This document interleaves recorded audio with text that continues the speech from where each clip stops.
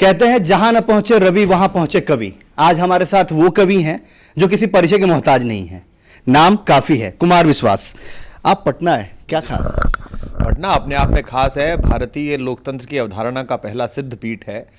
बिहार एकमात्र जगह है वहाँ से दुनिया की, शायद दुनिया में अकेली जगह है जहाँ से 3 धर्म चक्रों का प्रवर्तन हुआ हैं लोग कह रहे हैं कि लगातार जिस तरीके से क्राइम का ग्राफ बढ़ा है वो कहीं ना कहीं से चिंता का विषय है। क्या आप भी मानते हैं?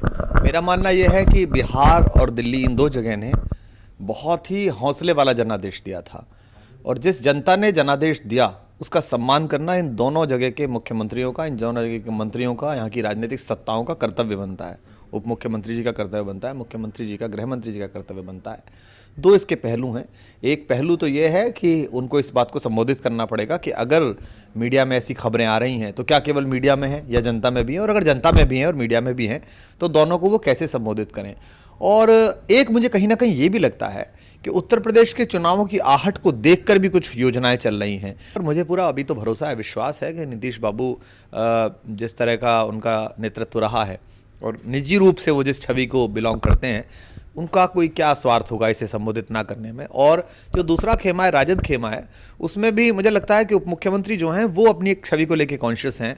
वो ड्राइविंग लाइसेंस की लाइन में लगे जैसा मैंने देखा, या वो एक जगह गए तो खाना खाने सबके साथ है, तो उनको भी समझ में आ रहा होगा कि अब वो बुर्जुआ समूह वाली, क्लैन वाली राजनीति नहीं चलेगी। आप युवा नेता हैं, आपको जनादेश मिला है, तो आपको जनता की भावनाओं के साथ कदमताल करना पड़ेगा।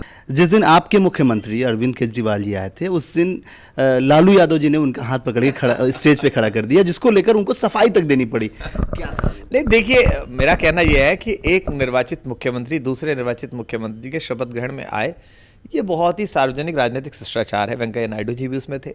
अब उसमें लालू यादव जी क्या है, वो पुराने राजनीतिक खिलाड़ी हैं, वो समझते हैं कि किस फ्रेम की क्या कीमत है, वो जानते हैं कि किस फोटो का मतलब हितार्थ क्या निकलता है। वो 70 के दशक से राजनीति कर रहे हैं।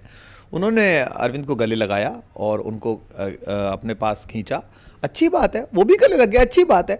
आपके राजनीतिक मतभेद जिन विचारों पर है वो प्रखर रहने चाहिए, वो पूरी तरीके शक्ति के साथ बाहर आने चाहिए, लेकिन उसे हमारे मीडिया ने और हमारे भाजपाई मित्रों ने जिस तरह से इश्यू बनाया, मुझे लगता है कि देश के एक राजनेता से एक दूसरे नए राजनेता का मिलना इतना ज़्यादा शर्मनाक नहीं लगता है कि शायद ये गोरख धंधे हैं उस ऊंचे वाले आसन के, शायद उस कुर्सी में ही कोई प्रॉब्लम है, कि शायद ये गोरख धंधे हैं उस ऊंचे वाले आसन के। वे 47 के नेहरू थे, ये नेहरू हैं इस शासन के। और जिस तरह से वो लॉबिंग कर रहे हैं पूरी दुनिया में घूमकर, देश में कम रहते हैं, शायद ये गोरख धंधे हैं उस ऊंचे वाले आसन के।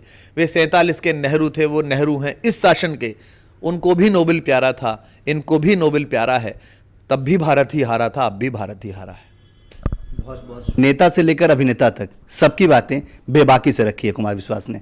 कैमरामैन राहुल के साथ आशिफ इकबाल, ईटीवी न्यूज़, पटना।